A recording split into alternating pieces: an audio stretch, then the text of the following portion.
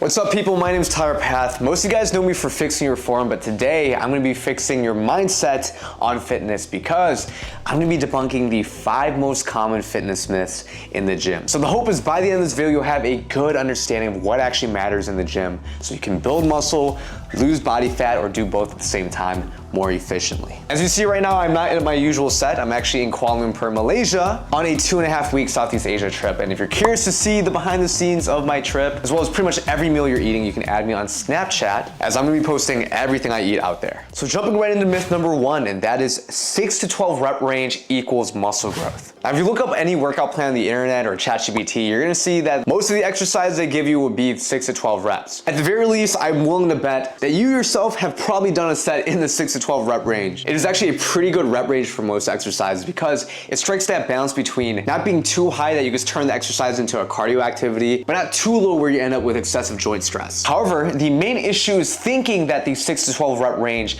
for some reason automatically equals building muscle. When the reality is what really matters for muscle growth is more about exercise intensity rather than the number of reps you do. Meaning if you're just going through the motions doing 6 to 12 reps, thinking that you're automatically gonna be building muscle, but you refuse to increase the weight because you're just gonna end up not being able to do as many reps, well, you're actually gonna be holding yourself back from a muscle growth perspective because you probably can be training harder. You see, circling back to training intensity, which is ultimately what's gonna dictate muscle growth, you need to actually be training close to failure in order to be training at that high intensity level where you're providing the stimulus for your body to actually grow. And I quantify that as within 2 reps shy of failure. And notice how that can be pretty much trained at any rep range, even technically something outside 6 to 12 reps. And studies have actually shown that given a relatively same amount of intensity, sets between 5 to 30 reps will incur a similar amount of muscle growth. That's alluding to the idea that at the end of the day, it's really about that training intensity. And here's ultimately where a lot of people go wrong. In order to understand what training at the highest intensity looks like, that is training all the way to failure, you need to actually be training to failure sometimes. So instead of just going through the motions doing 6 to 12 reps and having it be kind of hard, but staying with the amount of weight that you're comfortable with, knowing that you'll be able to get 12 reps, what I actually recommend you do to take things a little bit further is increase the weight.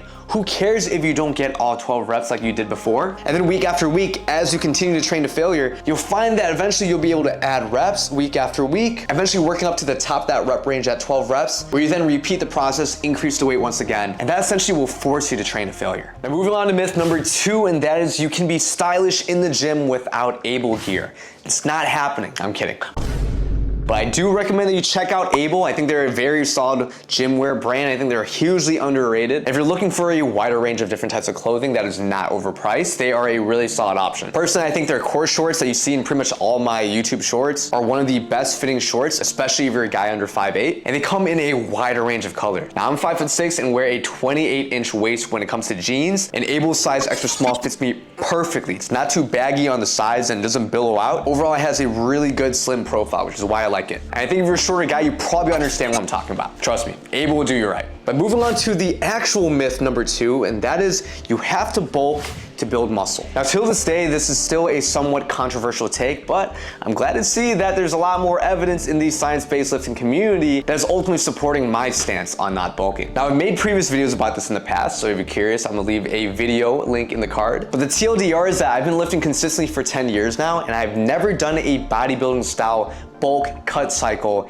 in those 10 years. And I don't plan to do it in the future either. And I'll even go as far as saying that most of y'all watching this video that want a lean aesthetic physique and do not have any plans to compete in bodybuilding, I wouldn't recommend you bulk either. Instead, focus on getting leaner slowly by being at a slight deficit, all the while also training consistently as if you're bulking, meaning you're still training hard in the gym, you're still trying to PR, progressive overload over time, and you'll find, especially if you're a beginner, that this will give you the best odds to body recomp. That is, you build muscle and lose body fat simultaneously. And this is exactly the process I recommend for a lot of my clients that you see here. Now, to play devil's advocate real quick, the common argument I hear about this is, well, if you're not in an energy surplus, how can you possibly build muscle? Well, the reality is that the process of building muscle isn't that simple. Now, it goes without saying that there are thousands of bodily processes going on in your own body that you don't really even think of on a daily basis. Now, I'll make it clear, I'm not gonna pretend to be a PhD scientist or anything when I say this, but the TLDR, from my understanding, is that in order to build muscle, you need 2 things. 1, you need a training stimulus. This is the backbone of actually building muscle, meaning you have to resistance train, lift weights. And secondly, you need enough protein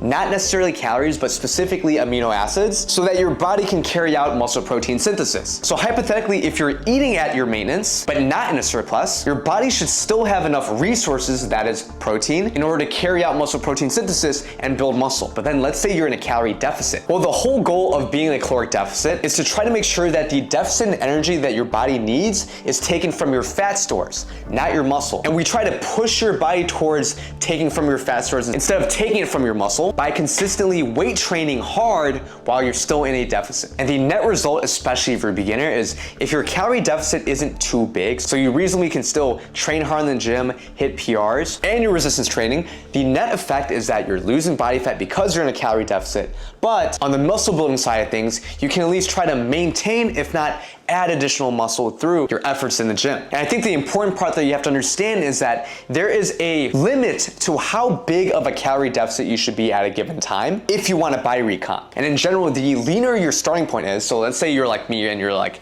already around 12% body fat, and then you're trying to be in this calorie deficit while building muscle, chances are the odds of someone like me body recomping is lower than someone who's starting at 25% body fat. So if you want to maximize your ability to body recomp, there's a few things.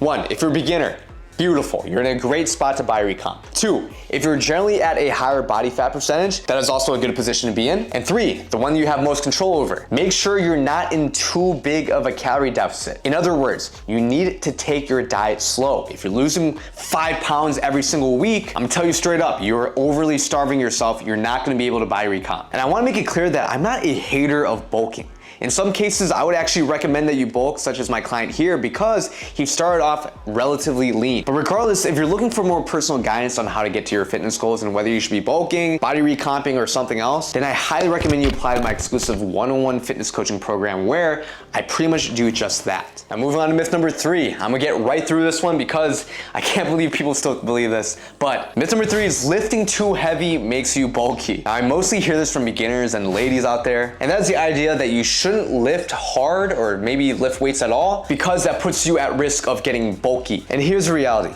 Lifting weights isn't gonna suddenly make you blow up and build a bunch of muscle. Trust me, I honestly wish it was that easy. Ultimately, muscle growth is slow. It requires a lot of consistency. In fact, you'll find that it takes a lot less time to lose 10 pounds of fat than it is to build 10 pounds of muscle. But here's a big thing that people fail to realize, and that is the fact that building more muscle actually makes it easier for you to stay slimmer long term. And this is because the more muscle you have, the higher your basal metabolic rate is, which is essentially the baseline amount of calories you burn on a daily basis just by existing. So if your goal is to look conventionally fit and healthy, but not too bulky like a bodybuilder, well, that pretty much just means that you have a good amount of muscle as a natural person, and you're at a relatively lower, leaner body fat percentage, which weight training hard supports both. Now, myth number 4 is that abs are made in the kitchen. Let me explain this one, because technically it is like half true, but I just think it's kind of misleading. I think a better statement is abs are revealed in the kitchen, but developed in the gym. Think you see where I'm going with it. Ultimately, by saying kitchen,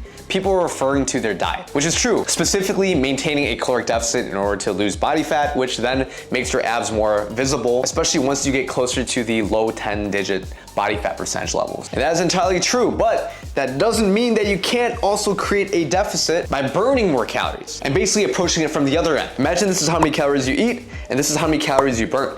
You can technically eat less calories to create the deficit, or you can burn more calories to create the same deficit, or you do a little bit of both, which is specifically, in my opinion, the best approach to do. But on top of that, the abs are like pretty much any other muscle group. They still can respond to growth if you train them. I think for those that have the abs genetics that tend to stick out, so for example, right now I think everyone will consider this bad lighting. You can see that my abs tend to naturally stick out. In fact, I think they might stick out more than my chest, which technically means the more I train my abs, the bigger they'll grow, and logically speaking, I probably will be able to see them more at a higher body fat percentage compared to if I didn't train them at all. So at the end of the day, if you can't currently see your abs, yes, you need to maintain a caloric deficit, but it doesn't have to be from the kitchen, right? It doesn't have to be from dieting. It can be technically from burning more calories. And on top of that, completely optional, but if you do train your abs, that can be somewhat beneficial to actually helping you see them long term. And overall, if you want advice on how to maintain that deficit, well, generally speaking, a higher protein intake intake can help you maintain deficit because, for one thing, protein has a higher thermic effect of food. On top of that, protein also makes you full. And like I mentioned earlier, you need protein in order to build muscle / maintain it. So hitting your protein intake is a crucial thing, which is why I ultimately recommend a protein powder supplement like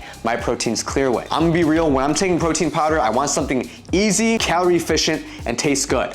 And I will tell you, My Protein Clearway specifically is probably gonna be the easiest 20 grams of protein you ever have because you can just take it with water. It literally tastes like juice. So if you get lemonade, it's pretty much like drinking lemonade, especially if you use cold water. And I like that it doesn't feel heavy, but it still has that protein effect where it makes you a little bit full after, but not in a bloaty, like, kind of way. So if you want a third-party tested protein supplement, I recommend My Protein, and you can use code TPATH for roughly 40% off. And full disclosure, I am sponsored by them, so the support will go a long way. But I also think you get a pretty good discount, so it's a win-win. Now, myth number 5, I want you to fully understand so you can explain to all your friends that are kind of on the fence about lifting, and that is the concept of toning. Now, a lot of people think that by lifting at a high rep range, you're toning the muscle, and then by lifting at a low rep range is strength, and then somewhere in the middle is actually building muscle. But like I mentioned earlier, rep ranges don't really matter at the end of the day. So doing high reps isn't gonna quote unquote tone the muscle. In fact, there's really no such thing as toning the muscle. Now, to explain this, what most people think of the toned muscle look. I'm not trying to toot my own horn, but probably something similar to what you think my physique looks like, right? Now, I'm not like colossal popping on my shirt or anything, but you can clearly kind of see and make out the shape of my muscle. You can see the shape of my abs, and the toned muscle look is essentially having a lean, muscular physique. So the real question you should be asking is not how do I tone the muscle, but how do I get a lean and muscular physique? And ideally, how do I do it in an efficient way? Well, the good thing is the answer to that is pretty much what I've been preaching this whole time. 1, you build muscle through resistance training. And 2, you lose body fat by maintaining a caloric deficit for long enough until you reach your desired body fat percentage. You can vaguely give yourself a weight goal to aim for, but at the end of the day, I do think that shouldn't be the only thing you're tracking. You should be taking photos on a consistent basis, looking at your physique objectively and being like, okay, you know, am I at the body fat I want to be at? This looks pretty good. This doesn't, I can keep going. That's really all it is. In other words, if you are a beginner and fall in the skinny fat bucket, or you're more on the higher body fat, overweight side of things,